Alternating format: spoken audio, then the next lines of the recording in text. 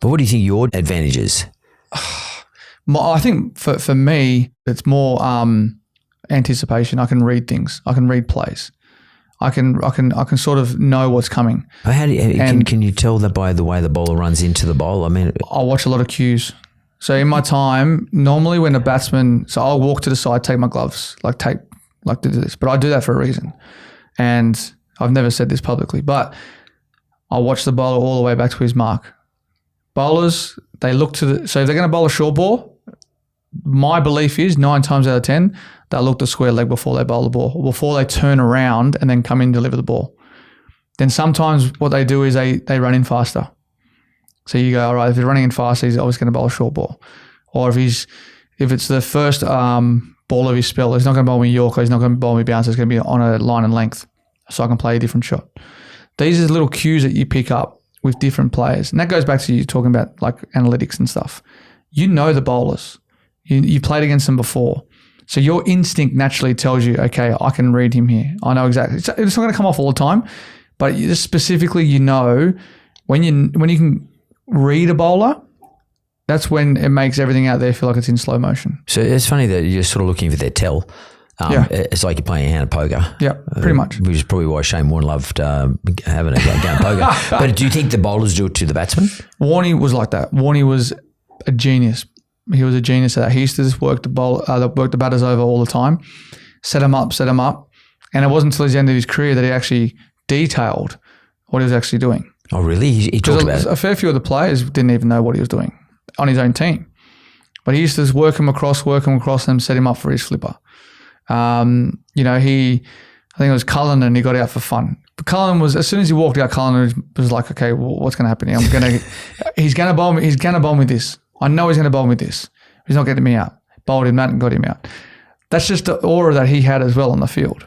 Do you think it was like some sort of, there was a little bit of nearly hypnotic in 100%. He'd get him to do what he wanted him to do. Definitely. No matter what. Definitely. And you could probably say it's similar to me and Stuart Broad in England. I knew exactly what he was going to deliver, but it was about, instead of me going, how am I going to score off it, I'm thinking, how am I going to defend it? And that's what I said before. If I'm going to go there and have the defensive mindset, I might as well just walk off. Yeah. But in terms of your style. Yeah, but the style of the game when it's out there doesn't allow you to always attack. So you have to have some form of defense. And that year, 2019, it was one of those ones I've just let myself down. Who's your greatest hero in cricket? Do you have one? There's many. Like, I don't just have one. You got a couple throw around? Yeah, well, Warney was one that I idolised. I tried to replicate the way that he bowled. Until I met him, I didn't realise how strong his fingers were and big, how broad he was as well. So he had all that power just to walk in. As a kid, trying to walk in and bowl just doesn't work. Anyone that knows cricket knows you just can't walk in and bowl. You have to actually have like a bit of a rhythm. He never had that rhythm, but his rhythm was all shoulder at the crease, and he was so good at it. Ricky Ponting, I really enjoyed watching him as a kid growing up. We talk about, getting into your innings. He had this big stride, and his big stride used to be his, downfall, but didn't matter.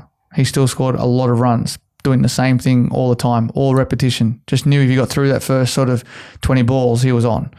And then I think Adam Gilchrist, from a opening batter's point of view, someone with an X factor, he was something special. Like, he had the carefree attitude, and that's what I loved about him. And that's where that sort of reflected upon me in my game as well. Can we just look at some of the that they're guys that you either played with or watched, observed? What about blokes you played with? Who's some of the great friendships you got out of cricket? I mean, I know there's probably hundreds, but who's some of the great friendships you've got out of cricket? I think growing up with Uzi from the start and playing all the under-19s, 17s, New South Wales, all that, he's one of my very, very close mates.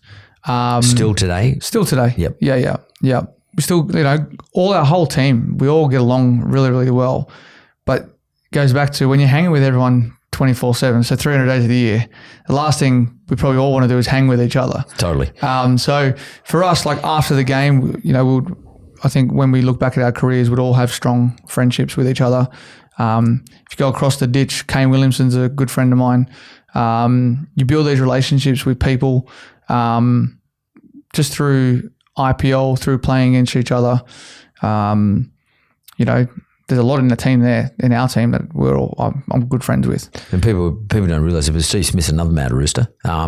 We try to get together sometime to try and get to the games, but we're never in the same time. He's either in New York or, with his spare, he doesn't have any kids, so with his spare time, him and his missus are out travelling the world, so which is great. Did you ever think to yourself that, because particularly if you go back 20 years, well, when you were a kid, teenager, do you ever think cricket was going to be so rewarding in a financial sense? Like cricket, I can't remember back then, but I don't think it was people were earning, or the opportunities to earn money were nowhere near what they are today or have been in the last 5-6 years. Do you ever have that sense that this is a way of making a good quid?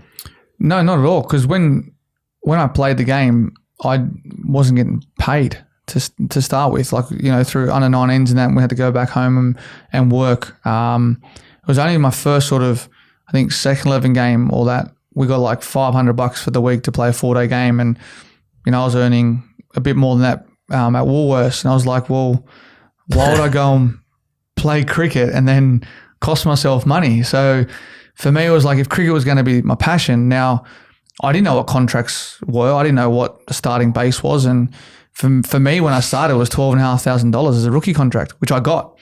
And then you had these stipulations where you had to come to training. I think it was Monday, Wednesday, Friday, but it was in the mornings, and then you can go work. And then all these programs were put to place. But then I got upgraded that same year. Then I think it was $36,000. Upgraded in terms of salary? Yeah, from a rookie to a full base contract. As an under 19 player? No, when I was 22, so you're in the 23. New South Wales at this stage, yeah. Yeah. Again, but did you ever think to yourself, I'm going to be at a stage where I can earn quite a lot of dough? No, not at all. And I think, how have you dealt with that though? Because I think if you play, you have to play for Australia. Yeah. To earn the series cash, you have to. But now today you've got the Big Bash League. The contracts through revenue through the game has increased, so the state contracts are quite healthy now. We wouldn't be in a position if it wasn't for the guys that came before us, and I'm so ever grateful for that opportunity that they've given us. The things that have come for those guys is there's coaching. Coaches are well remunerated now. You got commentary, which those guys are well remunerated now. But without their expertise and their coverage of us, we all can't do what we love. And we have to thank them. And I always thank them, and I'm appreciative of what they've done for us. But I can see in 10, 15 years' time, it's going to get even bigger. Oh, yeah. So at the end of the day, what we're doing now, if you want to earn a significant amount of money, you can play in all these franchise cricket games. But what do you want to be remembered for?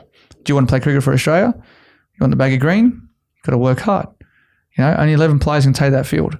It's a hard thing to do. Everything has to fall in your favour. And it's not an easy job when you're there. It's tough. It's tough to stay up there. You're 3 or 4 innings away before you're probably going to get dropped. But if you cement yourself in there for 20, 25 games, you get a bit of leeway. You get that trust. We know your game plan. How's it work? So that's interesting. So because at the end of the day, it's not your decision, it's the selector's decision, and to some extent, captain's input into that sort of stuff.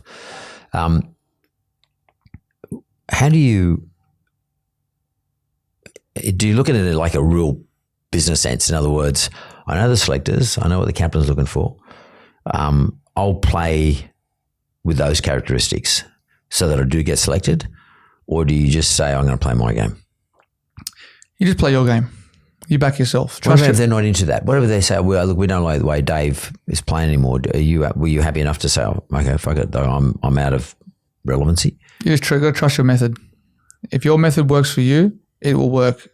Best currency in cricket is runs. Currency, that's a good word to use. You're right. That's your runs. Money. That is. Yep. That is. If you keep scoring runs, keep knocking on the door, your name's going to be there, and they'll come for you. But you got to be patient. Don't go out there wondering why they're not picking me. Just keep doing what you do. Stay in your lane. That's all you have to do. That's all you have to focus on. If you start focusing on the other stuff, then you fail a couple of times. They don't remember what you did then. So you got to be mindful of all that stuff. And you got to remember, at the end of the day, it is an individual sport when you're in the middle by yourself. Yeah, totally. But it's a team sport. The most important thing for me is making sure everyone's doing the right thing for the team when they're playing.